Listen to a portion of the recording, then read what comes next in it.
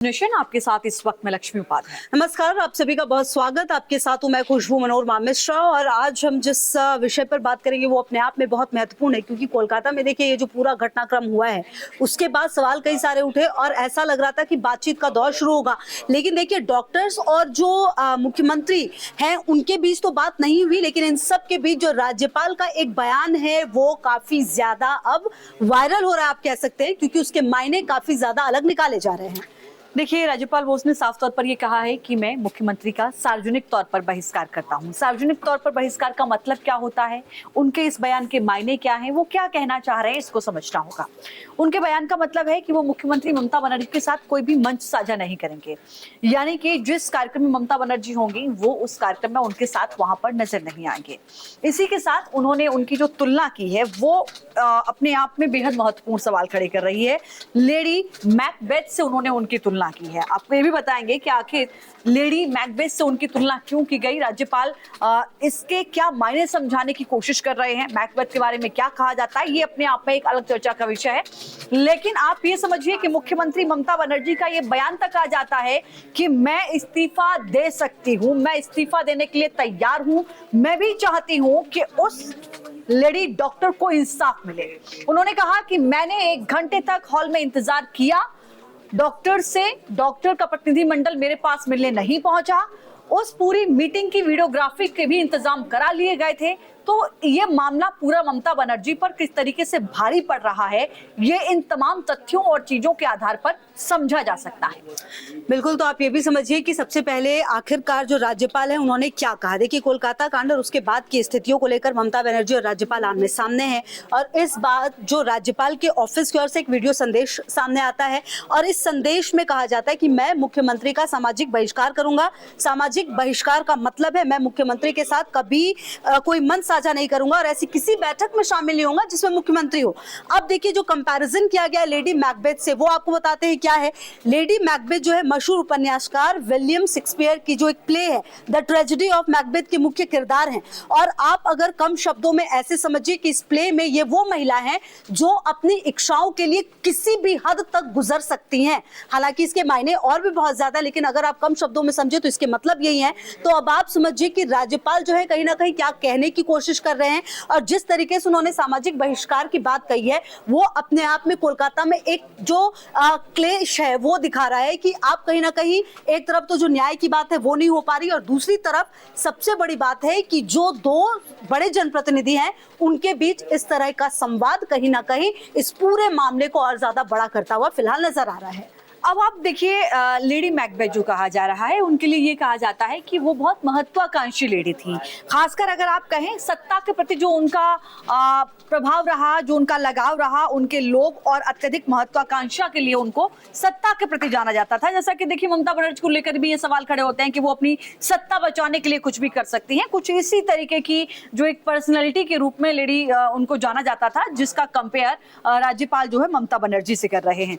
लेकिन इसके इतर अगर आप इस पूरे मामले को समझें तो ये पूरा मामला ममता बनर्जी के लिए बहुत बड़ी गले की फांस बना हुआ है, क्योंकि शुरुआती इस पूरे मामले में जो ममता बनर्जी का रवैया, जो कोलकाता पुलिस का रवैया, जो पुलिस कमिश्नर का रवैया सामने आया और जो वहां प्रिंसिपल घोष का रवैया जो सामने आया, वो तमाम सवाल ममता बनर्जी को लेकर खड़े हो गए कि आखिर आप गृह मंत्री भी हैं, पुलिस आपके अंडर आती है, गृह राज्य मंत्री तो आप ही हैं, स्वास्थ्य मंत्री भी आप ही हैं, तो आखिर आपके पास दोनों मंत्रालय हैं और आप सड़क पर उतरकर अगर प्रदर्शन कर रही हैं तो किसके खिलाफ कर रही हैं। सवाल ये कि राज्य में आपकी सरकार, आप मुख्यमंत्री, आप पूरा लॉ एंड ऑर्डर संभालने का मंत्रालय आपके पास स्वास्थ्य मंत्रालय भी है, बावजूद इसके अगर आप सड़क पर उतरती हैं तो किसके लिए उतरती हैं।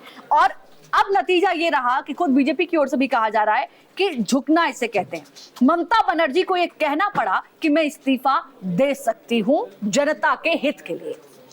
बिल्कुल। और देखिए, आप पूरे इस मामले में ये भी समझिए कि इस पूरे मामले में हड़ताल के बाद जो डॉक्टर्स बैठे थे लगातार उनसे बातचीत करने के लिए जो नबन्ना हॉल है वहां पर लगातार ममता बनर्जी इंतजार करने लगी। और देखिए, टीएमसी की तरफ से बाकायदा एक वीडियो भी सामने आया जिसमें वो इंतजार करती हुई देखी, लेकिन जो डॉक्टर्स थे वो लाइव स्ट्रीमिंग को लेकर भी अड़े रहे और साथ ही साथ कॉन्फ्रेंस हॉल में उन्हें जाने से इनकार कर दिया। देर शाम मीटिंग ये कैंसिल होती है और उधर गवर्नर ने, जैसा कि लगातार हम आपको बता रहे हैं कि सीवी बोस, आनंद बोस ने यह कह दिया कि वो सामाजिक बहिष्कार करेंगे। लेकिन अब इन सब के बीच आखिरकार बड़ा सवाल ये बनता है कि इस पूरे मामले में आप देखिए कि जांच जो है वो लगातार हो रही है, लेकिन कुछ भी पावरफुल निकलकर सामने नहीं आ रहा है। जो सुप्रीम कोर्ट है उन्होंने भी ये कहा कि जो डॉक्टर है वो अपने काम पे लौट जाएं, लेकिन उसके बावजूद भी वो काम पर लौटे नहीं है।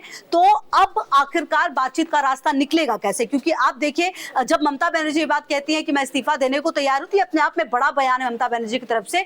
लेकिन फिलहाल जो राज्य में स्थिति नजर आ रही है, सब कुछ काफी ज्यादा परेशान करने वाला है, तस्वीरें परेशान करने वाली हैं और ऐसा लग रहा है कि कोई रास्ता निकलता हुआ दिख नहीं रहा। लेकिन इन सब के बीच में राज्यपाल का ये बयान ही अपने आप में बता देता है कि आप किस सुलह की स्थिति की तरफ बढ़ रहे हैं। और सबसे बड़ी बात है, देखिए, जो डॉक्टर्स लगातार है उनकी मांगे भी बढ़ रही हैं। वो ये कह रहे हैं कि हमारी किसी भी मांग पर कुछ भी विचार नहीं किया गया है। जिस मीटिंग की बात की जा रही है उस मीटिंग तक को हमें देखने की इजाजत नहीं है, तो ऐसी मीटिंग किस तरीके से होगी? तो अब नजर इस पर भी होगी कि आखिरकार इस पूरे मामले में अगला कदम ममता बनर्जी की तरफ से और क्या लिया जा सकता है। निश्चित तौर पर देखिए, ये अपने आप में एक बहुत ही सोचनीय विषय है कि जो जूनियर डॉक्टर्स हैं उनकी हड़ताल लगातार चल रही है। उनकी ओर से साफ तौर पर ये कहा गया है कि इस पूरे मामले में हम न्याय तो चाहते ही हैं, लेकिन आगे कभी किसी हॉस्पिटल्स में डॉक्टर्स के लिए इस तरीके का माहौल ना बने, उसको लेकर उनकी कुछ मांगे हैं जो वो लगातार सामने रख रहे हैं। उनका कहना है कि इन मांगों पर विचार किया जाए, इन मांगों को माना जाए, डॉक्टरों को एक सुरक्षित माहौल मुहैया कराया जाए, उनके लिए सारी सुविधाएं जो बेसिक होनी चाहिए। जैसा कि इस मामले में क्या हुआ कि रेस्ट रूम तक वहां पर डॉक्टर्स के लिए नहीं था, लिहाजा उस सेमिनार हॉल में जाकर उस लेडी डॉक्टर को रेस्ट करना पड़ा और वहीं पर ये पूरा घटनाक्रम हुआ। तो ये छोटी छोटी चीजें जो डॉक्टर की बेसिक नीड है, जो उनके लिए वहां मुहैया नहीं हो रही है, उनको लेकर भी डॉक्टर्स अपनी मांग रख रहे हैं। ममता बनर्जी की ओर से देखिए, पहले जो संदेश डॉक्टर्स तक पहुंचा, पहले तो सबसे बड़ा बवाल उस मेल पर हुआ जो प्रिंसिपल के सेक्रेटरी की ओर से भेजा गया और तब डॉक्टर्स की ओर से कहा गया कि हम जिस सेक्रेटरी को बर्खास्त करने की मांग कर रहे हैं, उसी सेक्रेटरी के माध्यम से अगर आप हमें एक मेल भिजवाती हैं तो जाहिर है कि ये हमारे लिए किसी अपमानजनक से कम नहीं है, ये हमारे लिए बहुत बड़ा अपमान है।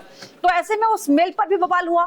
उसके बाद आपने कहा कि सिर्फ 10 डॉक्टर मिल सकते हैं, उस पर भी सवाल खड़ा हुआ कि 10 डॉक्टर्स आप कैसे बुला सकते हैं?